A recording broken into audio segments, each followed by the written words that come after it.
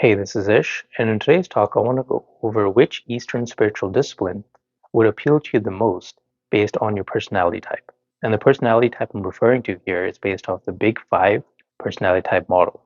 And I've actually made a whole series of talks where I go over each of the five dimensions as part of the Big Five personality type. So you can go ahead and check that out.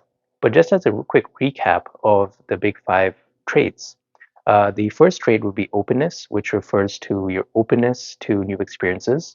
So people who are high in this trait are very open-minded and have a big picture way of looking at the world, so big picture thinking.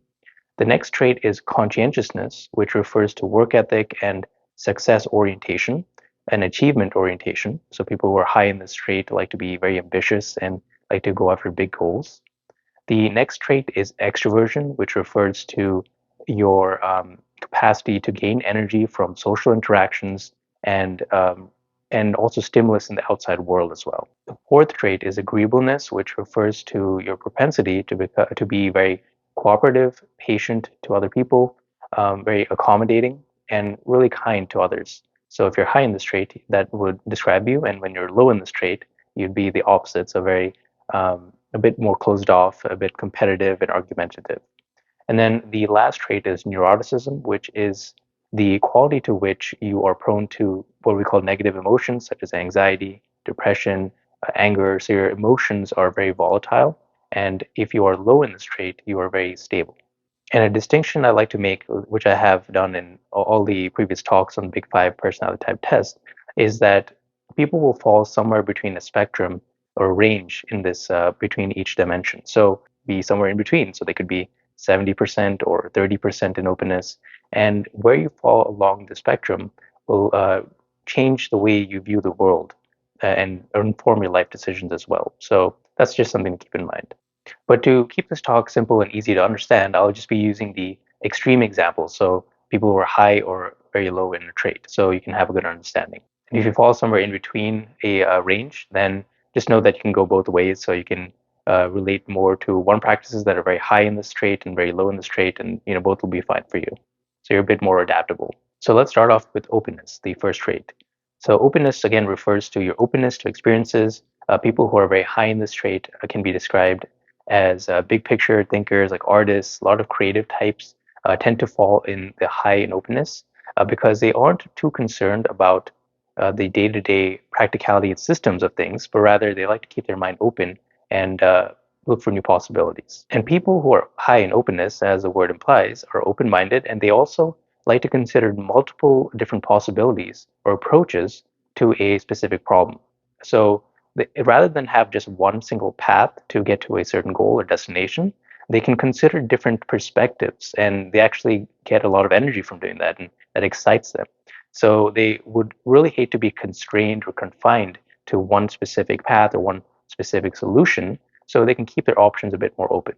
So what practices or specific disciplines are high in openness? Well, for one, Zen is very high in openness. And in fact, it's the complete opposite of being very closed off. You can even look into the sitting practice of Zen, which is known as Zazen.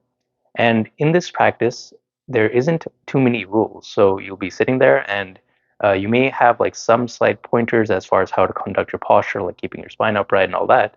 But beyond that, there isn't too much instructions that are given compared to other schools of Buddhism where they'll give you like step by step on what to focus on and all that. And once you progress in your Zen journey, you will start to receive even more open-ended and less instructions. So if you look at the Rinzai school, which is one branch of Zen Buddhism, then you have what is called koans, which are riddles. And these riddles are given to you by your Zen teacher. And these riddles aren't meant to be solved in like a logical manner, but rather they allude to something a bit deeper, more mystical.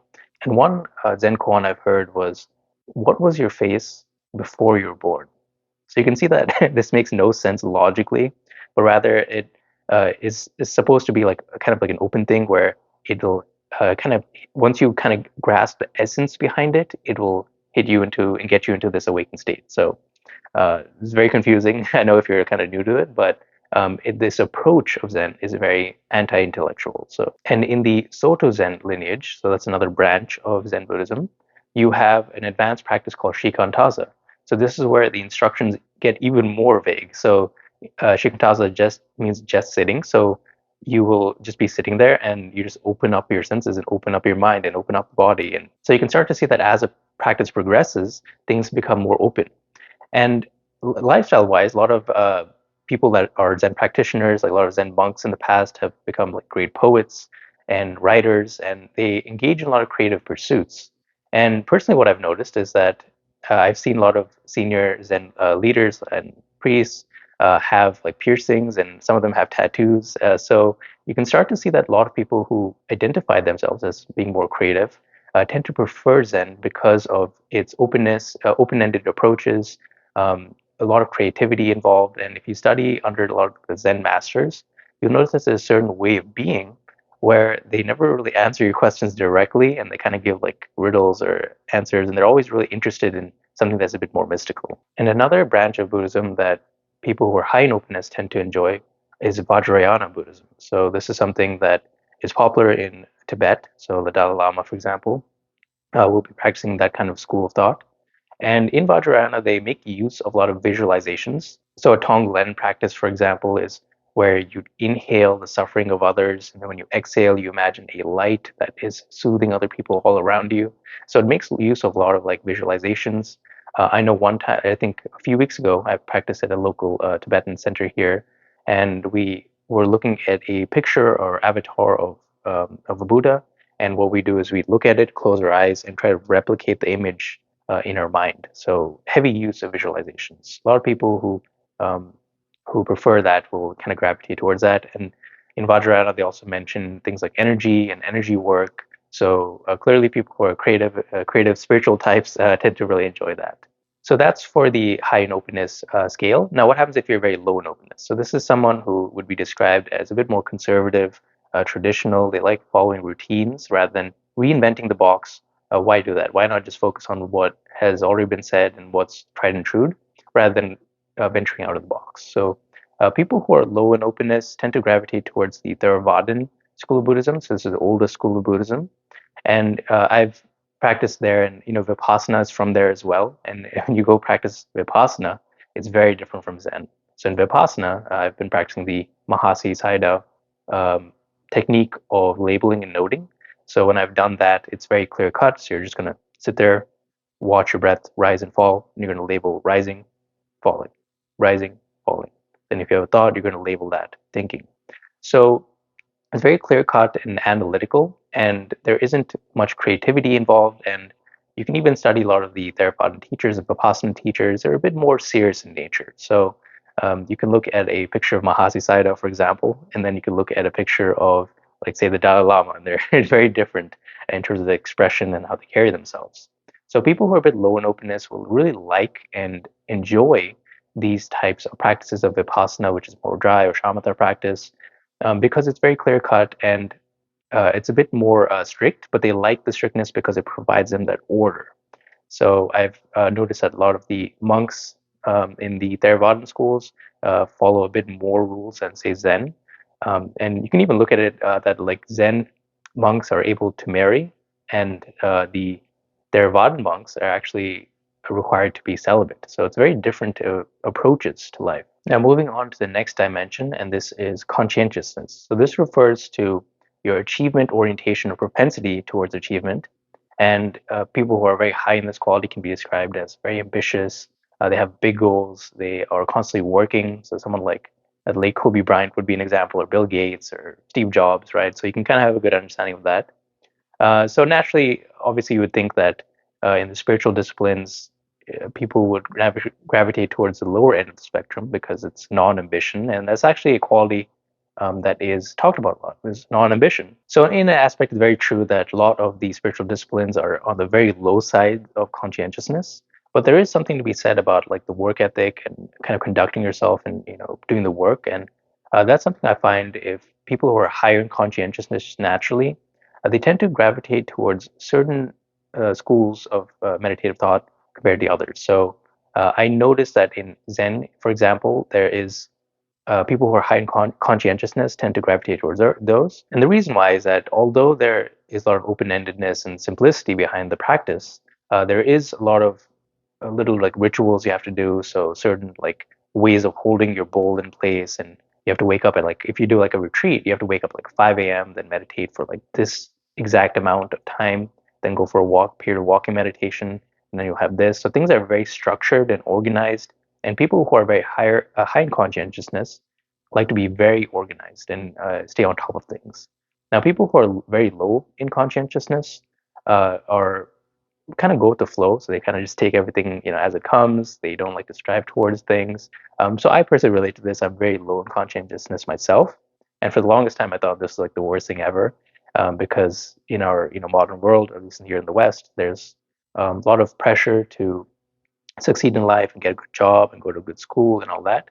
So naturally, just not having any kind of those desires, as much as my peers at least, made me think that there's something wrong with me. But actually, no. There's actually whole schools of thought and traditions that date back, thousands of years that emphasize people who are emphasize the quality of being low in conscientiousness. So really, any kind of contemplative practice will fall towards that. And I've noticed, especially in yoga, people tend to be a bit lower in conscientiousness, from what I've noticed. So moving on to extroversion, this is your inclination towards social interaction. So you gain energy from interacting with others, but it could also mean your threshold for stimulus from the outside world is higher. So one thing that's very interesting is that extroverts' brains differ slightly from introverts in the sense that their pathways in the brain respond more to dopamine than the other ones. So if they don't have enough dopamine, which is responsible for seeking rewards and getting that external like stimulus from the environment,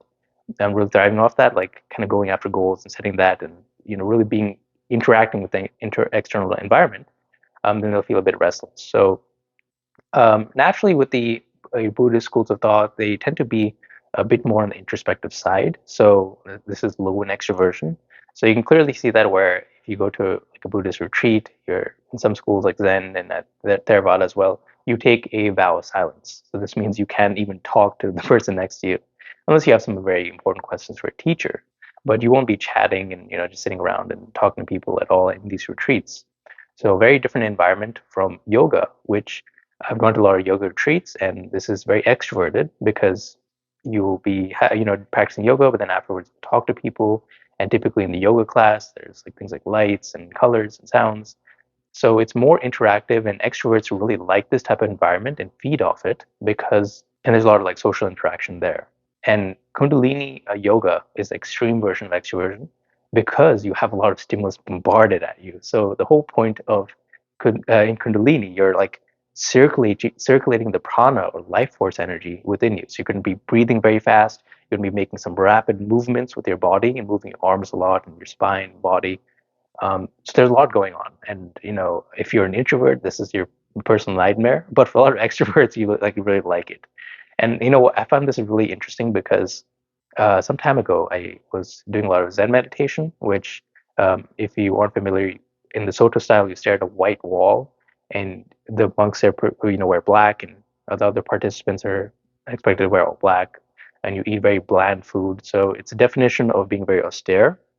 And then a couple of days later, I was invited to take a Kundalini yoga class. One of my teacher friends were teaching, and when I took her class, I was like, "Phew, this was like overload," because it was a complete opposite. Instead of wearing black, they were all wearing white, and they were playing loud music, and you're breathing really loudly and circulating energy and moving around, and it was a complete opposite of the stillness that was found in Zen.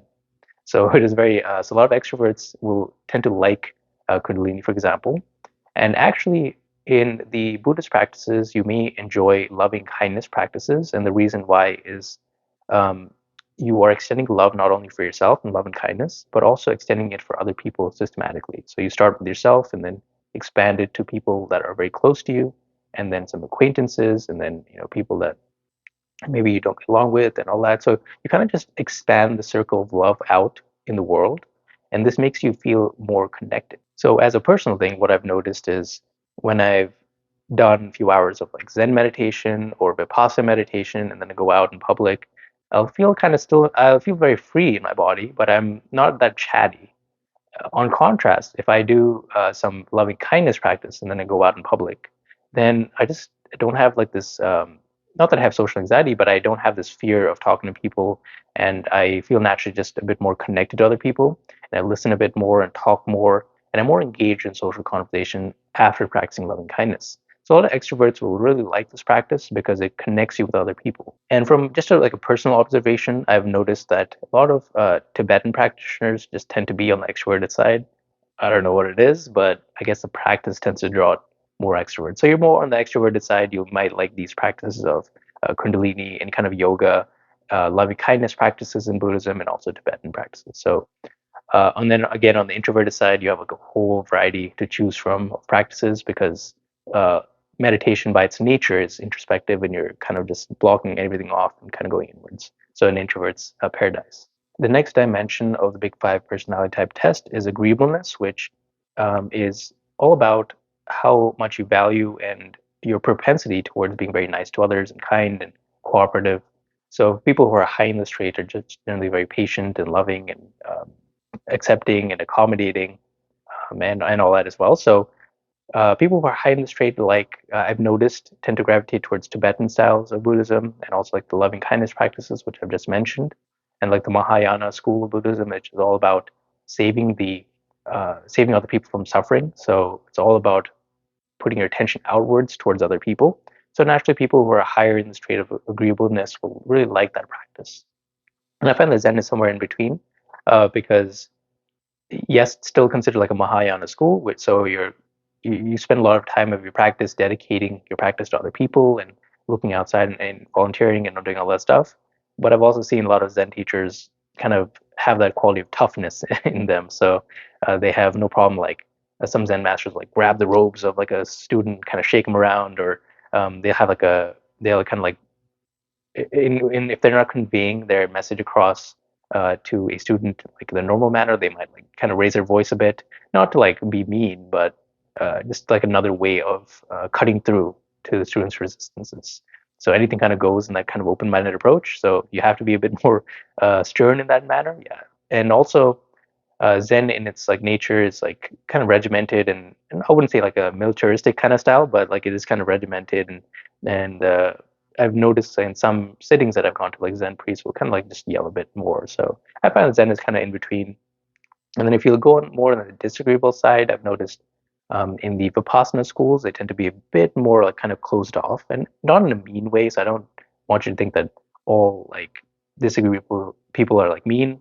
That's certainly true like outside of spirituality, but usually if you're practicing any kind of meditative style for like years and decades on end, you're not going to be like a rude person. But I have noticed their personality or temperament tends to be a bit more closed off and reserved and a bit more stern in nature. So like I was mentioning earlier, you can look at a Vipassana teacher and look at their like picture of them and compare it to like a person that's doing a more loving kindness practice or shamatha practice, and it's very different. So I would say that with the Vipassana schools, they tend to be a bit more disagreeable on that aspect. So if you tend to fall towards the more disagreeable side, you may enjoy these practices. Lastly, we have the next or last dimension, which is neuroticism, which is your propensity towards stress and anxiety.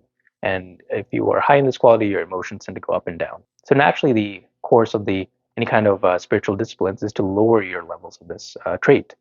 And actually, meditation does do that. So if you are higher in neuroticism, it actually lowers the more you practice. So any kind of meditative style you can take will have that effect.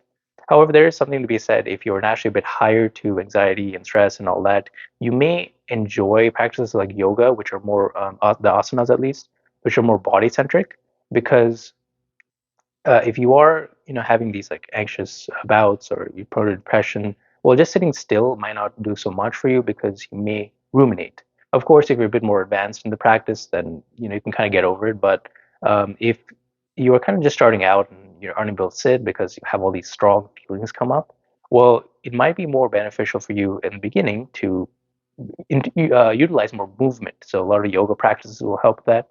And in addition, yoga does a lot of like pranayama, which is breathing exercises, which will calm the nervous system. So this is perfect for you if you tend to be a bit more anxious. And then loving kindness also has an added effect, which I was mentioning earlier, of calming the body as well. So you're a bit more connected to other people. So if you're suffering from like anxiety, for example, this would be the opposite of that because you have the connection to other people. So you can really be anxious because you're so connected with others that you aren't self-conscious in that manner. So that's just some examples from what I've noticed. So again, I hope you like this talk on the Big Five personality type test and how it relates to spirituality and which spiritual disciplines to choose from. And again, this is just one model I've used, and there are certainly other personality type models which I'll go over in future talks. But I hope you like this and hope you found this helpful. So let me know in the comments which styles you might be interested in checking out based on your personality type from watching this talk. Thank you.